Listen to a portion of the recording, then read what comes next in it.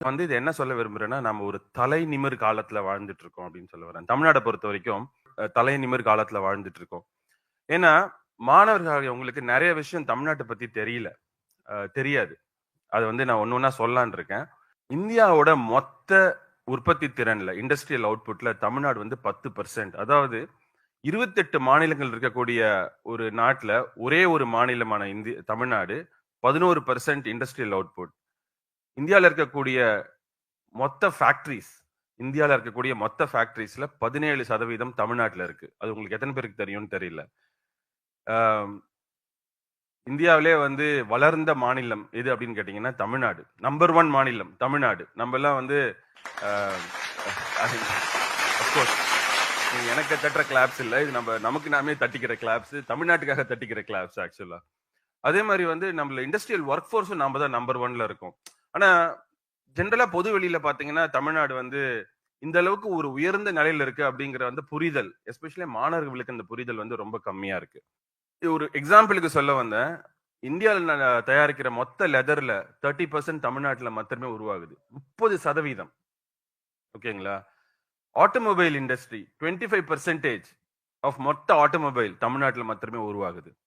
Textile 19% தமிழ்நாட்டுல மாத்திரமே உருவாகுது. எலக்ட்ரானிக்ஸ் 18% தமிழ்நாட்டுல மாத்திரமே தயாரிக்கிறோம்.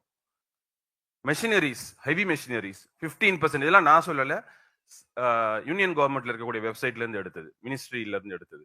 ஓகேங்களா? நீங்களும் போய் வெரிஃபை பண்ணிக்கலாம். கீழே சோர்ஸ் கொடுத்துருக்கேன். சோ இதுதான் தமிழ்நாட்டுடைய இண்டஸ்ட்ரியல் அவுட்புட். நாமெல்லாம் பெருமையா காலரை தூக்கி கொண்டு விட்டுக்கூடிய ஒரு விஷயம் ஆக்சுவலா. நம்ம ஏற்கனவே பார்த்தது இண்டஸ்ட்ரியல் அவுட்புட். எஜுகேஷன் உங்களுக்கு எத்தனை பேருக்கு தெரியும் அப்படின்னு தெரியல. இந்தியாவிலேயே நம்பர் 1 மாநிலம் எஜுகேஷன்ல தமிழ்நாடு தான். கேரளா கிடையாது. ஆக்சுவலா நிறைய பேர் என்ன நினைப்பாங்கன்னா கேரளா தான் மோஸ்ட் எஜுகேட்டட் மாநிலம் நினைப்பாங்க. பட் ஆக்சுவலா அது லிட்ரஸி ரேட். ஒரு மாநிலத்தோடைய எஜுகேஷன் குவாலிட்டியை மெஷர் பண்றது ஜிஆர்னு சொல்லக்கூடிய கிராஸ் என்ரோல்மெண்ட் ரேஷியோ. அப்படின்னா என்னன்னா ஸ்கூல் முடிச்சுட்டு எத்தனை பிள்ளைங்க காலேஜுக்கு போய் சேர்றாங்க அப்படிங்கிறது. தமிழ்நாடு பாத்தீங்கன்னா 51.4. நான் போடும்போது 50 இருந்தது. இன்னைய அக்யூரேட் டேட்டா 51.4% ஜிஆர். சில சமயத்துல என்ன சொல்லுவாங்கன்னா, சார் தமிழ்நாட்டை ஏன் சார் நீங்க மத்த மாநிலத்தோட கம்பேர் பண்றீங்க? அமெரிக்காவோட கம்பேர் பண்ணுங்க. அமெரிக்காவே 41 தான். நம்ம 51ல இருக்கோம் ஆக்சுவலா. ஓகேவா? சோ சைனா 43 ஆக்சுவலா.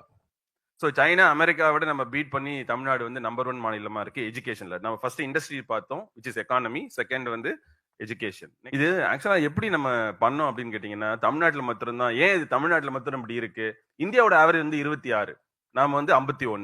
26, 27 நம்ம 51. கிட்டத்தட்ட 100% பெட்டரா இருக்கும். என்னன்னா ரொம்ப சிம்பிளான லாஜிக் தமிழ்நாட்டுல. என்னன்னா தமிழ்நாட்டுல மாத்திரம்தான் எந்த அளவுக்கு ஆண் பிள்ளைகளை நம்ம காலேஜுக்கு அனுப்புறோமோ அதே அளவுக்கு பெண் பிள்ளைகளும் காலேஜுக்கு அனுப்புறோம்.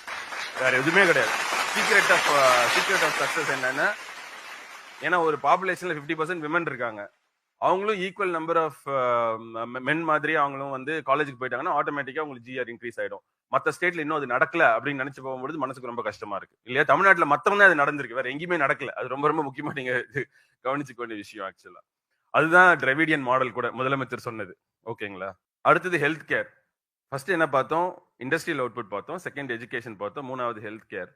ஹெல்த் கேர் எப்படி மெஷர் பண்றது அப்படின்னு பாத்தீங்கன்னா, 1000 பேருக்கு எத்தனை டாக்டர் இருக்காங்கன்னு கண்டுபிடிச்சீங்கன்னா போதும்.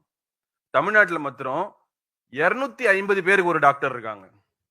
ஒரு 250 பேருக்கு ஒரு டாக்டர் இருக்காங்க. இது வேர்ல்ட் ஹெல்த் ஆர்கனைசேஷன் சொல்லக்கூடிய ஸ்டாண்டர்டே பாத்தீங்கன்னா 1000ல 1 இருந்தாலே போதும் அப்படின்னு சொல்றாங்க. அதை விட 4 மடங்கு டாக்டர்ஸ் அதிகமா தமிழ்நாட்டுல இருக்காங்க. Meaning this is a phenomenal state where we are in, right? Number 2, இந்தியாவிலே ஏழைகள் எவ்வளவு இருக்காங்கன்ற ஒரு மேப்ல கணக்கெடுத்து போட்டு காட்டுறாங்க. இதுல பாத்தீங்கன்னா தெரியும், தமிழ்நாடு, கேரளா இது 2 தவிர சென்டர் ஆஃப் இந்தியா எல்லாம் பாத்தீங்கன்னா ரெட்ல இருக்கு. நம்மள டார்க் கிரீன்ல இருக்கும்.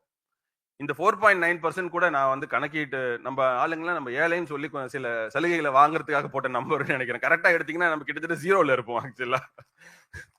சோ சோ நாம தமிழ்நாடு ஏழைகள் கிட்டத்தட்ட இல்லாத ஒரு மாநிலம். ஓகேங்களா? இன்னும் பெருமைக்கூடி, அதாவது இதெல்லாம் எதுக்கு சொல்ல வரேன்னா, நம்ம இது வரைக்கும் பார்த்ததெல்லாம் economic progress, educational progress, health care progress. இது சோசியல் ப்ரோக்ரஸ். எந்தெந்த மாநிலத்துல எல்லாம் அவங்களோட பின்னாடி லாஸ்ட் நேம் சர்நேம் சொல்லக்கூடிய பெரும்பாலும் ஜாதி பெயர் தான் யூஸ் பண்ணுவாங்க. தமிழ்நாட்டுல மாத்திரம் 99% பேர் ஜாதி பெயரே கிடையாது. தமிழ்நாட்டுல மாத்திரம் வேற எந்த மாநிலத்துல கூட அது அந்த அந்த இது புரட்சி நடக்கவே இல்லை. தமிழ்நாட்டுல மாத்திரம் நடந்திருக்கு, இன்க்ளூடிங் கேரளா நடக்கவே இல்லை ஆக்சுவலா. இதனால ஜாதி தமிழ்நாட்டுல இல்லைன்னு சொல்ல வரல, இன்னும் இருக்கு. ஆனா அந்த பாதையில நம்ம மிக வேகமா போய்கிட்டு இருக்கோம் அப்படிங்கறதான் சொல்ல வரேன். சோ இதெல்லாம் கேட்டதுக்கு அப்புறம் நீங்க என்ன நினைக்கணும் அப்படின்னு கேட்டீங்கன்னா, தமிழ் என்று சொல்லடா தலை நிமிர்ந்து நில்லடான்றது உண்மையாலுமே நமக்கு வந்து இங்க நடந்திருக்கு ஆக்சுவலா. கரெக்டா? இது எப்படி நடந்துச்சு அப்படின்னு கேட்டீங்கன்னா, மாஸ்டர் ஸ்ட்ரோக்னு நான் சொல்லுவேன். மாஸ்டர் ஸ்ட்ரோக்னா என்னன்னா, ஒரு கல்ல 2 மாங்காய் அடிக்க கேள்விப்பட்டிருப்பீங்க இல்லையா? ஒரே கல்ல ஒரு லாரி மாங்காய் அடிச்சா எப்படி இருக்கும்? அதுதான் மாஸ்டர் ஸ்ட்ரோக். அந்த மாதிரி சில மாஸ்டர் ஸ்ட்ரோக் தமிழ்நாட்டில் நடந்திருக்கு. அது ஃபர்ஸ்ட் மாஸ்டர் ஸ்ட்ரோக் என்ன? அதாவது சுதந்திரம் அடைஞ்சு தமிழ்நாட்டுல வெறும் 6000 பள்ளிகள் மாத்திரமே இருந்த தமிழ்நாட்டுல ஒரே 10 வருஷத்துக்குள்ளார கிட்டத்தட்ட 27,000 பள்ளிகள் உருவாச்சு. 27,000 பள்ளிகள். ஓகேங்களா? சோ அதுலதான் நம்ம பிள்ளைகள்லாம் படிச்சு ஸ்கூலுக்கு போனாங்க. அடுத்த மாஸ்டர் ஸ்ட்ரோக், வெறும் 40-50 இன்ஜினியரிங் காலேஜ் இருந்த தமிழ்நாட்டுல ஒரு 15-20 வருஷத்துக்குள்ளார இன்னைக்கு 550 இன்ஜினியரிங் காலேஜஸ் இருக்கு தமிழ்நாட்டுல. 550 இன்ஜினியரிங் காலேஜஸ் இருக்கு. இந்த இன்ஜினியரிங் காலேஜ் பத்தி பேசும்பொழுது ஜெனரலா என்ன சொல்லுவாங்க, சார் தமிழ்நாட்டுல நிறைய காலேஜ் தான் இருக்கு சார், ஆனா குவாலிட்டி தான் சரியில்லை அப்படின்னு சொல்லுவாங்க. ஆனா அப்படி கிடையாது. இந்தியாவுல இருக்கக்கூடிய டாப் 100 காலேஜஸ்ல 37 காலேஜஸ் தமிழ்நாட்டுல மாத்திரமே இருக்கு. கிட்டத்தட்ட 40% ஒரே மாநிலத்துல இருக்கு. நம்மளாம் ரொம்ப பெருமைப்பட வேண்டிய விஷயம். அதே மாதிரி வந்து இந்தியாவில் இருக்கக்கூடிய டாப் 860 இன்ஸ்டிடியூஷன்ஸ் 182 இன்ஸ்டிடியூஷன்ஸ் தமிழ்நாட்டுல மாத்திரமே இருக்கு. இதெல்லாம் ஸ்டூடெண்ட்ஸ்க்கு தெரியல. ஏன் இதெல்லாம் நான் சொல்ல வரேன்னா, நிறைய பேர் படிச்சுட்டு தமிழ்நாட்டை விட்டு நம்ம வெளியில போயிடுறோம். ஆனா இங்கேயே தங்கி தமிழ்நாட்டை அடுத்த அளவுக்கு நம்ம கொண்டு போகணும்னா இந்த டேட்டா எல்லாம் உங்களுக்கு கண்டிப்பா தெரிஞ்சிருக்கணும். அப்பதான் நம்ம வந்து தமிழ்நாட்டை அடுத்த அளவுக்கு டெவலப் பண்ண முடியும். 3வது மாஸ்டர் ஸ்ட்ரோக் என்ன அப்படின்னு கேட்டீங்கன்னா, சோசியல் ஜஸ்டிஸ். சோசியல் ஜஸ்டிஸ் என்னன்னா, எல்லாருக்கும் உண்டான வேலை வாய்ப்பும் படிப்பும் கிடைக்கிறது தான் சோசியல் ஜஸ்டிஸ். அதனாலதான் நம்ம இன்னைக்கு நீட்டை எதுக்குறோம் தமிழ்நாட்டுல. ஏன் எதுக்குறோம்னா, அது வந்து எல்லாருக்கும் உண்டான வாய்ப்பை கொடுக்க மறுக்குது. அதனால நம்ம எதிர்க்கிறோம். சோ அந்த மாதிரி பண்ணும்பொழுது தமிழ்நாட்டுல மட்டும்தான் என்ன நடந்திருக்கு அப்படின்னு கேட்டீங்கன்னா, இன்க்ளூசிவ் குரோத் நடந்திருக்கு. இன்க்ளூசிவ் குரோத் நடந்துச்சுன்னா என்ன ஆச்சுன்னா, எல்லா லெவல்லையும் சொசைட்டி வளருது. நிறைய பேர் ஸ்டூடெண்ட்ஸ் எல்லாரும் இன்னைக்கு வந்து தமிழ்நாட்டுல ஒரு சிறப்பான விஷயம் நீங்க பார்க்கலாம். ஒரு கார்பெண்டரோட பையன், ஒரு மேஸ்திரியோட பையன், ஒரு எலக்ட்ரீஷியனோட பையன், ஒரு பிளம்பரோட பையன் இன்ஜினியரிங் படிச்சுட்டு இருப்பாரு. நல்லா யோசிச்சு பாருங்க. ஆனா தமிழ்நாட்டை தாண்டி வேற மாநிலத்துக்கு போனீங்கன்னா, கார்பெண்டர் பையன் கார்பெண்டரா இருப்பாரு, பிளம்பரோட பையன் பிளம்பரா இருப்பாரு, எலக்ட்ரீஷியனோட பையன் எலக்ட்ரீஷியனா இருப்பாரு. அந்த ஒரு மாறுதல் தான் இந்த சோசியல் ஜஸ்டிஸ் நமக்கு கொண்டு வந்துச்சு. அதனுடைய ரிசல்ட் தான் நெக்ஸ்ட் ஸ்லைட்ல பாத்தீங்கன்னா தெரியும். இந்த வறுமை ஒழிப்பு, புவர்கள், அதாவது ஏழை மக்கள் இல்லாத ஒரு நிலைமை எதால வந்துச்சுன்னா சோசியல் ஜஸ்டிஸ் இருக்கிறதுனால வந்துச்சு. இது நமக்கு ஆழமா தெரியணும். ஆக்சுவலா ஃபைனல் மாஸ்டர் ஸ்ட்ரோக்னா, தமிழ்நாட்டுல மாத்திரம் தான் நம்ம இழுமொழி கொள்கையை ஃபாலோ பண்றோம். அதாவது எந்த அளவுக்கு நம்ம தமிழை மதிக்கிறோமோ அந்த அளவுக்கு இங்கிலீஷையும் நம்ம சேர்த்து மதிக்கிறோம். ஏன்னா தமிழ் வந்து நம்ம தாய்மொழி. ஆனா உலகத்தோட நம்ம கனெக்ட் பண்றதுக்கு இங்கிலீஷ் ரொம்ப முக்கியம். அதனால என்ன ஆயிடுச்சுன்னா, நம்ம பசங்க பாத்தீங்கன்னா படிச்சு முடிச்சுட்டு நம்ம டெல்லி, பாம்பே, கல்கட்டான்னு வேலைக்கு போறது இல்ல. சப்போஸ் போறதா இருந்தாலும் எங்க போறோம்? லண்டன், சான் பிரான்சிஸ்கோ, நியூயார்க்கு, இப்படி போயிட்டு இருக்கோம் இல்லையா? ஸோ அதுக்கு உண்டான கனெக்டிங் ப்ராசஸ் என்ன அப்படின்னு கேட்டீங்கன்னா இங்கிலீஷ் லாங்குவேஜ். ஸோ அது வந்து நம்ம ரொம்ப ரொம்ப பெர்ஃபெக்டா பண்ணிட்டோம் ஆக்சுவலா. ஸோ அடுத்தது என்ன அப்படின்னு கேட்டீங்கன்னா, தமிழ்நாடு கவர்மெண்ட் வந்து இப்ப $300 பில்லியன் இருக்கக்கூடிய எக்கானமியை $1 trillion அளவுக்கு மாத்த போறதா, வளர்க்க போறதா சூழலிச்சிருக்காங்க.